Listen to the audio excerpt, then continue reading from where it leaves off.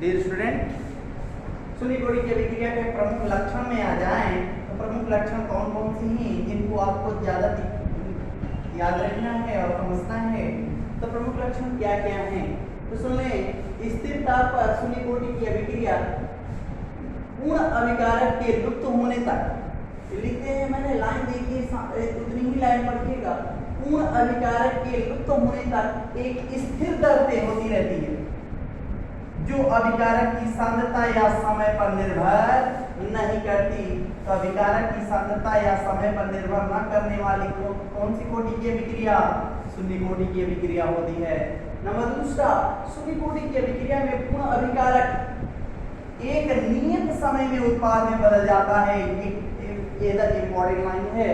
और शून्य कोटि की अभिक्रिया के लिए अर्ध आयु काल, अर्ध आयु काल क्या होता है? तो अर्ध आयु काल वह समय होता है जितने समय में अभिकारक अपनी प्रारंभिक सांद्रता का आधा रह जाता है। उस अभिक्रिया की क्या कहलाती है? अर्ध आयु कहलाती है। तो यह शून्य कोटि की अभिक्रिया की अर्ध आयु जो होती है वो अभिकारक की प्रारंभिक सांद्रता के समानुपाती होती है। क्या होती है? अभिकारक के प्रारंभिक सांद्रता के समानुपाती होती है। और नंबर चौथा पॉइंट यही हो जाएगा कि सांद्रता ए और समय के मध्य ग्राफ खींचने पर एक सीधी रेखा मिलती है जिसका इंटरसेप्ट अंतःखंड ए नॉट होता है। स्लोप क्या होता है? -a होता है और एक सीधी रेखा प्राप्त होती है जो यह दर्शाती है कि एक नियत समय में पूर्ण अभिकारक उत्पाद में परिवर्तित हो जाएगा। इतना आपको याद रखना होगा। इसके साथ ही अब बात करते हैं शून्य कोटि की अभिक्रिया के लिए कौन कौन से एग्जाम्पल। तो शून्य कोटि की अभिक्रिया के एग्जाम्पल पे आ जाए तो शून्य कोटि की अभिक्रिया के एग्जाम्पल में पहला एग्जाम्पल है प्लैटिनम या गोल्ड या मोलिब्डेनम के पृष्ठ पर अमोनिया का तापीय विघटन।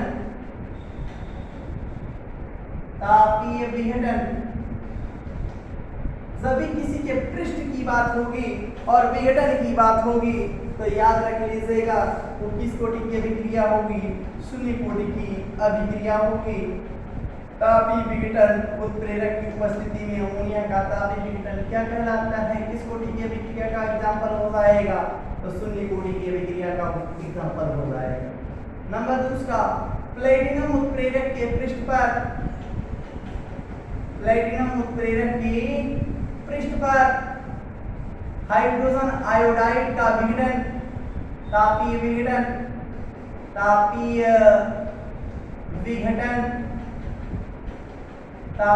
विघटन किस कोटि की अभिक्रिया हो जाएगा? शून्य कोटि की अभिक्रिया हो जाएगा। नंबर तीसरी की बात करता हूं।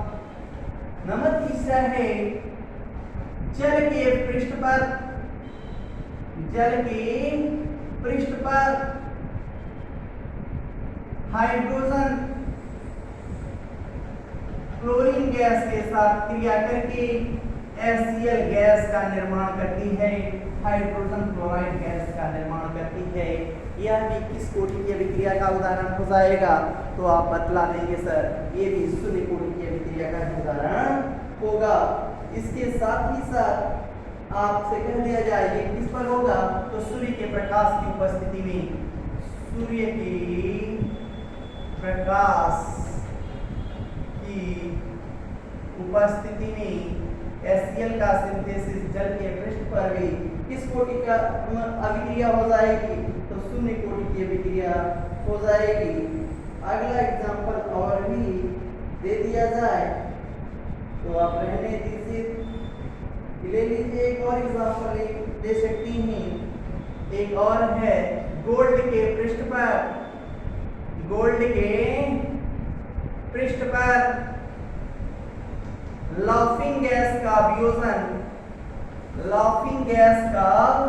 वियोजन या विघटन शून्य कोटि की अभिक्रिया का उदाहरण है। कहने का मतलब है dx upon dt is directly proportional to n2 का कंसंट्रेशन के पावर नॉट। सबके लिए वैसे ही कर पाएंगे, सबके लिए ऐसे ही लिखेंगे। समझ में आई बात? इतना कर लीजिए, शून्य कोटि की अभिक्रिया आपको आ जाएगी।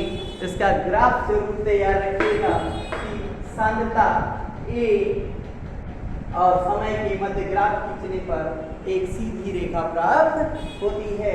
इतना जानते रहिए और साथ ही साथ इसके आप बात कर लें, इसकी इकाई क्या होती है, शून्य कोटि की अभिक्रिया की इकाई तो हमने आपको बताया है। शून्य के लिए क्या होता है, n बराबर 0 मोल 1 minus n litre n minus 1 second या टाइम इनवर्स। तो मोल 1 minus 0 litre 0 minus 1 second inverse, तो आपका क्या हो जाएगा, mole litre inverse second inverse. तो शून्य कोटि की अभिक्रिया का मात्रक क्या हो जाएगा, mole litre inverse second inverse. ये तो रह गई आपकी किस अभिक्रिया, शून्य कोटि की अभिक्रिया का मात्रक तक। तो शून्य कोटि की अभिक्रिया में क्या क्या पढ़ना है, तो पहले बात कर लें शून्य कोटि की अभिक्रिया क्या है, शून्य कोटि की अभिक्रिया के लिए समाकलित दर समीकरण क्या है, शून्य कोटि की अभिक्रिया के प्रमुख लक्षण क्या हैं, शून्य कोटि की अभिक्रिया के एग्जाम्पल कौन कौन से हैं, उसका ग्राफ क्या है और उसका मात्रक क्या है। इतना पढ़ना होगा। हम प्रथम में भी ऐसे ही पढ़ेंगे। यदि आपको शून्य आता है तो प्रथम करना आसान हो जाएगा। ठीक है, फिर बात करते हैं प्रथम की बात।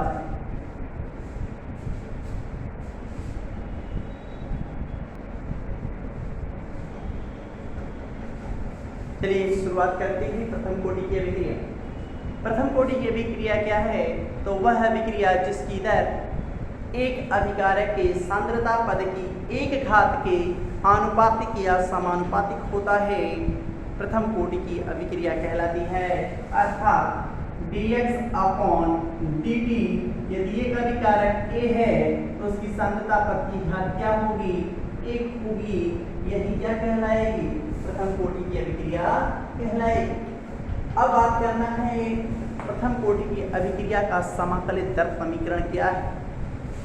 तो प्रथम कोटि की अभिक्रिया का समाकलित दर समीकरण हेडिंग आ रहे हैं, प्रथम कोटि की अभिक्रिया का समाकलित वेग या दर समीकरण। तो कहता है कि माना प्रथम कोटि की अभिक्रिया, माना प्रथम कोटि की अभिक्रिया क्या है, A इक्वल टू उत्पाद, A इक्वल टू उत्पाद। तो इसका दर समीकरण क्या हो जाएगा, दर समीकरण बराबर dx upon dt is directly proportional to concentration E की पावर 1, सांद्रता पद की घात 1 है, dx upon dt is equal to k concentration of E की पावर 1। हमने अभी पिछली कक्षा में आपको ये बताया था कि एक उत्पाद में बदलता है तो t बराबर 0 पे अभिकारक A की प्रारंभिक सांद्रता A थी, उत्पाद का निर्माण ना हुआ होगा, लेकिन t समय पश्चात हमारा उत्पाद x बना होगा। तो ये प्रारंभिक सांद्रता कितनी हो गई होगी, A माइनस x हो गई होगी। अब कंडीशन है इसको इसकी जगह रख दी तो क्या हो जाएगा, dx upon dt equal to k a minus x के पावर 1, क्योंकि इस समय पश्चात हमारी सांद्रता कितनी है, a माइनस x हमने लिख दिया। अब x वाले वैल्यू को एक साथ रखिए और t को उधर भेज दीजिए तो क्या आएगा, पक्षांतर कर दिया हमने, dx upon a minus x बराबर k dt। समीकरण नंबर 1। समीकरण नंबर 1 के दोनों पक्षों का समाकलन कर दी। समाकलन करने पर क्या आएगा? dx upon a minus x बराबर k dt। हो गया। अब जान लीजिए इतने का समाकलन क्या होता है, तो आपको सर जी ने पढ़ाया होगा, नहीं जानते हैं। समाकलन करने पर हम डायरेक्ट लिख रहे हैं, इतने का करेंगे तो माइनस लॉग बेस की a माइनस x बराबर के टी प्लस आई आएगा। आ गया। अब हम क्या करेंगे? आई आ गया ना, आई क्या है? समाकलन स्थिरांक। समाकलन स्थिरांक। अब ये समीकरण नंबर क्या हो जाएगा? 2। ये कैसे हल हुआ है टेंशन न लीजिएगा, यदि होगा तो बताइएगा, हम बताएंगे। लेकिन ये मैथ का सवाल है, मैथ की वाले लोग बताते अच्छा रहेगा। क्या हो जाएगा? प्रारंभिक समय की बात आ जाएगी। अब प्रारंभिक समय में t की वैल्यू कितनी थी? 0 और x की वैल्यू कितनी थी? नॉट 0 थी। यह मान कहाँ रख दीजिए? समीकरण नंबर 2 में। तो क्या हो जाएगा? माइनस लॉग बेस की a माइनस 0 बराबर k into 0 plus I equal to minus log a आ जाएगा। लॉग a बेस की इसका i का मान कहाँ रख दीजिए? i का मान समीकरण नंबर 2 में रखने पर क्या हो जाएगा? माइनस लॉग बेस की a माइनस एक्स बराबर के टी माइनस लॉग ए। अब इसको इधर भेज देंगे तो क्या हो जाएगा? के टी बराबर log a minus log a minus x. देखिए लॉग एम माइनस एन हो गया, log m minus log n. तो क्या हो जाएगा? Log m upon n. तो के टी बराबर log a upon a minus x.